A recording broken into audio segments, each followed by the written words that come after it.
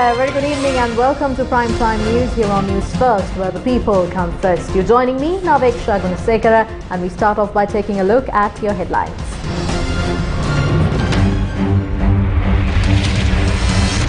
Former Easter attack suspect stabbed to death in Matakulia murder. Bandula Gunawardena wants Finance Ministry and Central Bank summoned to Parliament. Court orders Diana Gamage to appear in court over citizenship petition. Opposition leader ready to step out to the streets for the people says he is not intimidated.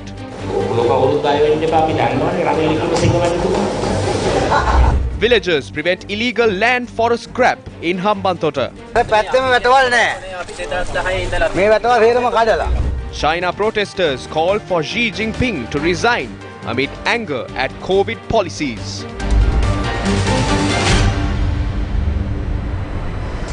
In your top story tonight, a man who spent time in remand prison for suspicion over Easter attacks was hacked to death on Monday afternoon.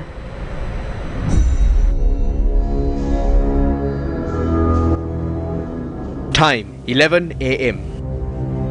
Location opposite Milan Hotel in Matakulia. Two men who were on a vehicle had committed the murder. CCTV cameras in the area captured the man running for his life and the two killers chasing after him.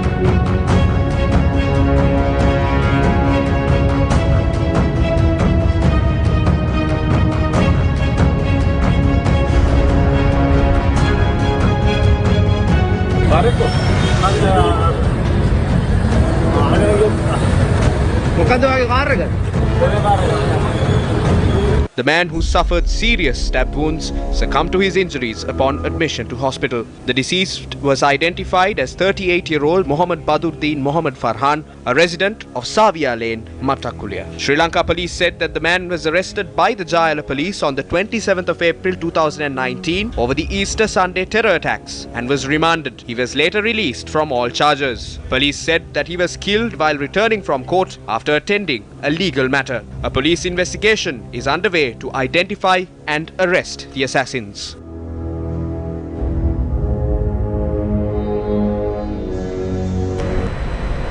A state land grab attempt was reported from the Araboka reservation in the Hambantota district.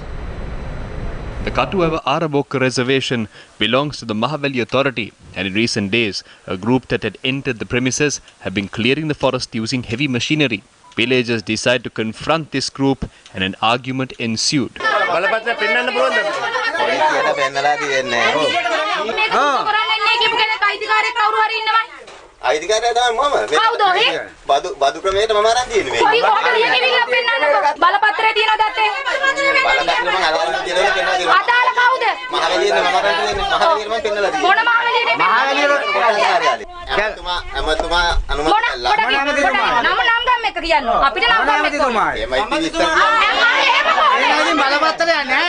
Thereafter, the villagers contacted the Mayurapura division manager of the Mahaveli Authority, who said that permission was not granted to clear the land. He thereafter visited the site. A project proposal was made for an agriculture project near Surya Weber.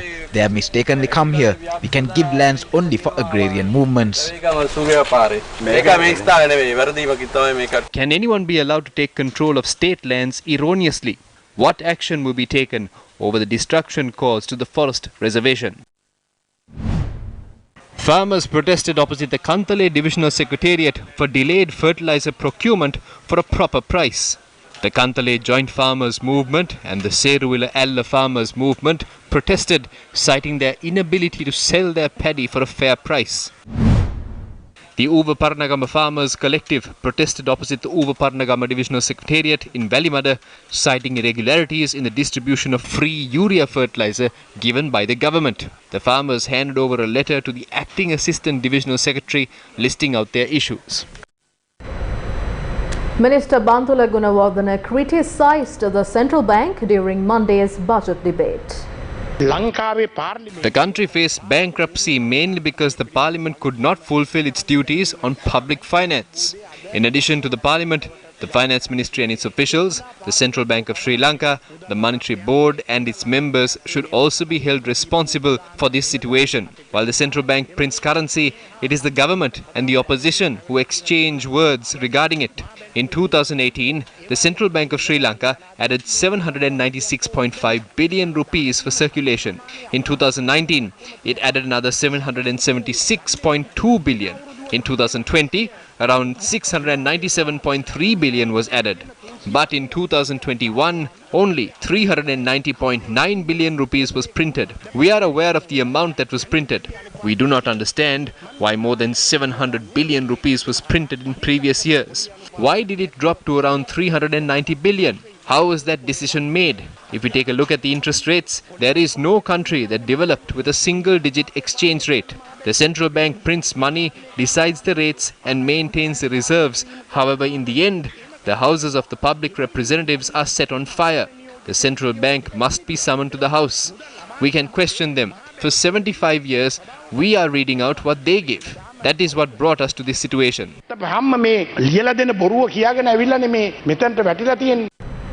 Sri Lanka's central bank governor on Monday highlighted the role of the central bank in the country's finances.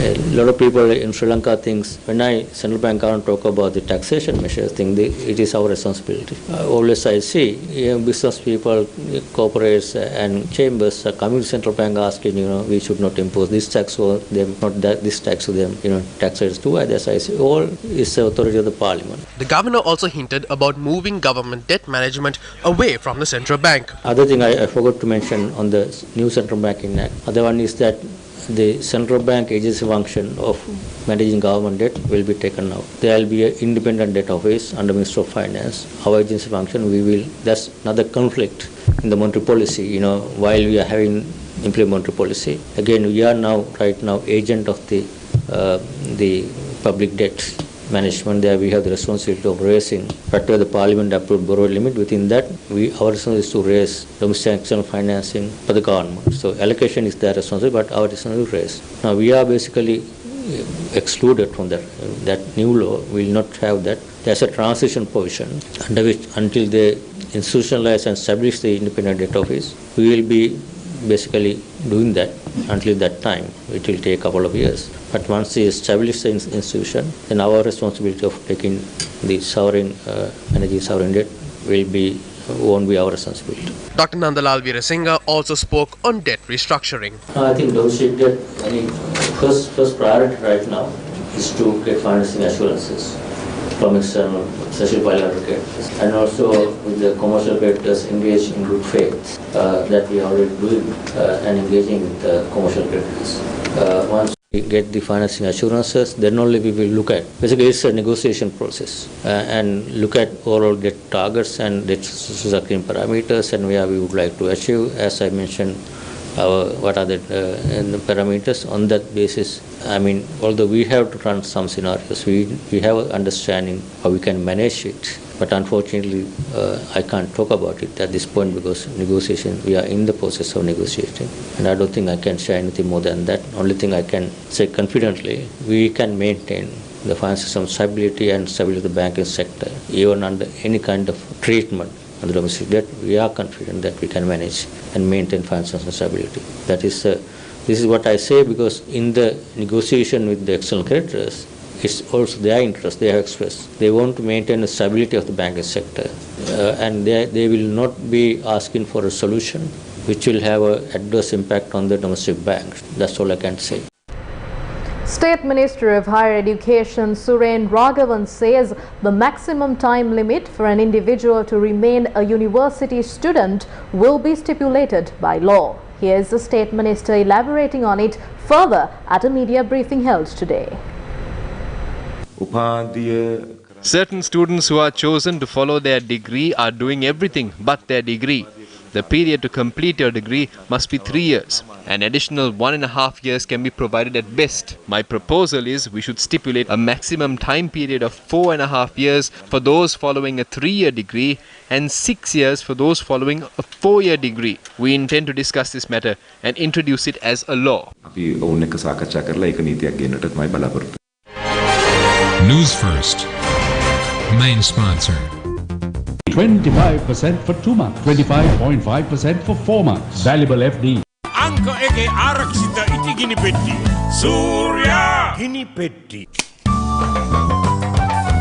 Lovatama eliya denna dilena Surya.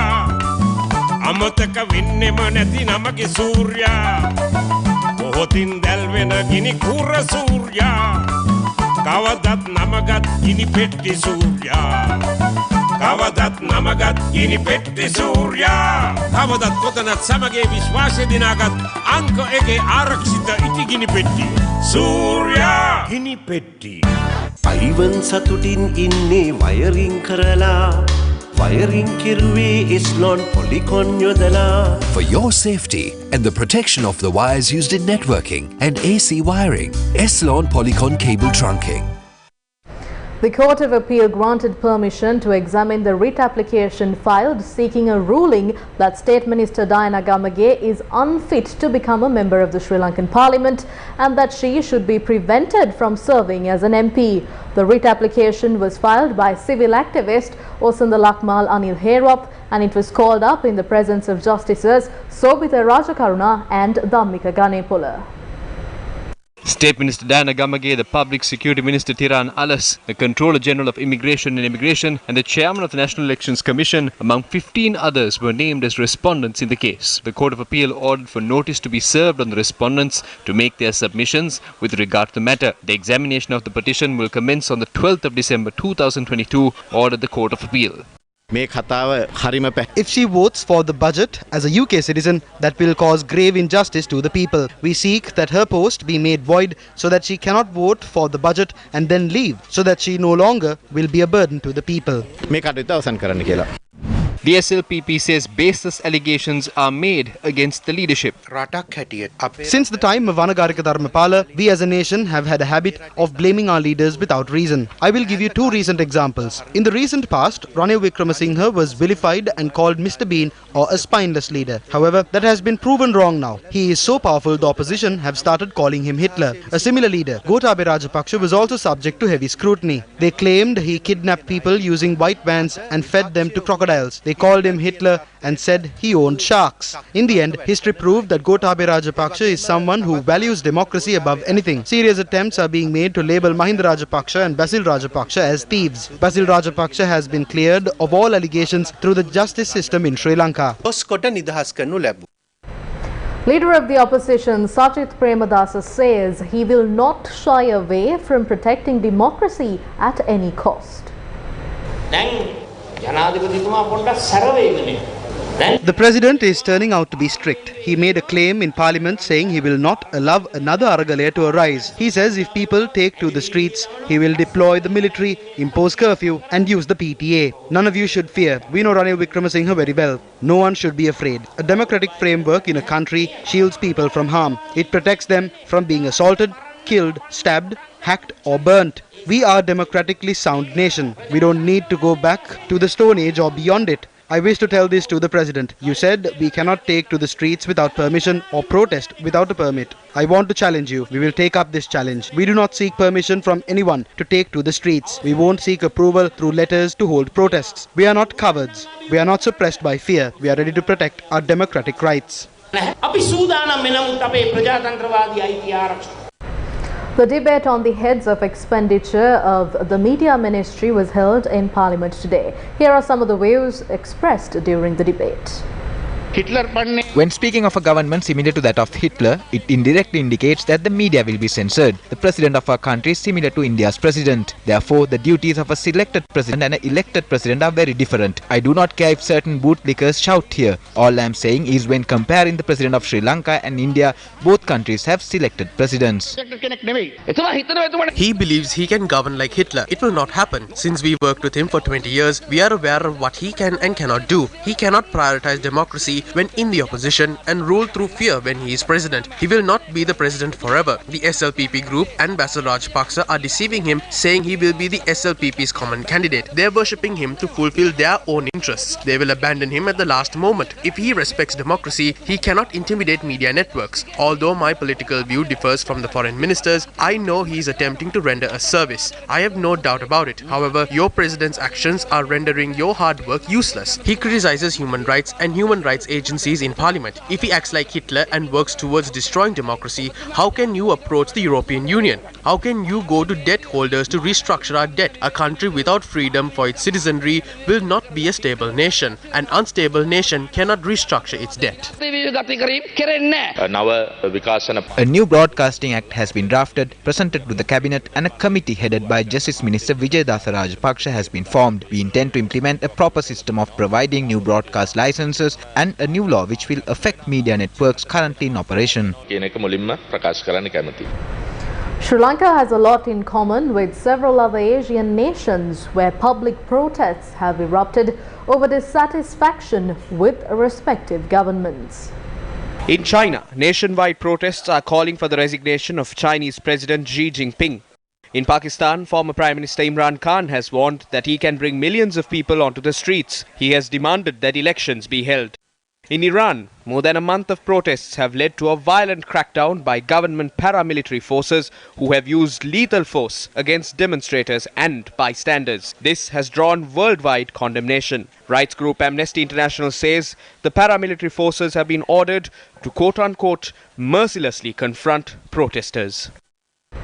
More football action continued today as the 2022 FIFA World Cup in Qatar continues to intensify. Serbia and Cameroon kicked off today's round of matches, playing out an exciting 3-all draw at the Al Janoub Stadium in Qatar in front of over 30,000 fans. The Group H match between South Korea and Ghana ended a short while ago, with Ghana securing a 3-2 victory. Brazil will take on Switzerland at 9:30 p.m. Sri Lankan time, with Portugal's encounter against Uruguay happening at 12:30 a.m. All matches from Qatar 2022 FIFA World Cup can be viewed live on TV1 through the Champion Network. And that's a wrap of Prime Time News. Thank you for watching. Good night.